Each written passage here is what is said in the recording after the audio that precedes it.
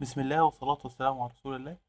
أهلا بيكم. النهاردة إن شاء الله هنتكلم على نقطة جديدة، بتكون مفيدة جدا وإحنا شغالين بالريفت. فكرة إزاي أشوف المبنى من جوه، إزاي أعمل ووك ثرو وأقدر إن أنا أفهم المعماري، أو أفهم الشغل بتاعي، حتى العلاقات ما بين العناصر وبعضها بشكل أحسن. ده ال 3D اللي عندي اللي موجود. تمام.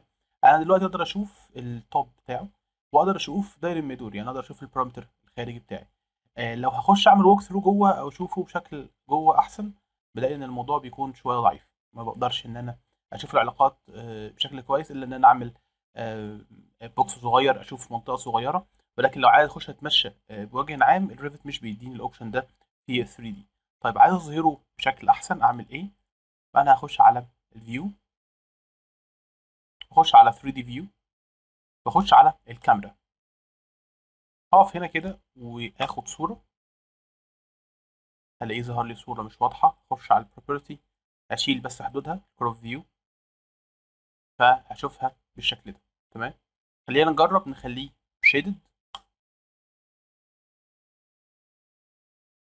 الاقي نفسي قادر امشي جوه بالسكرول بشكل كويس جدا ومفيد للغاية. شكرا لكم جدا. كان معاكم احمد نصرت من تريننج بنتو. وهدوا إلى الطيب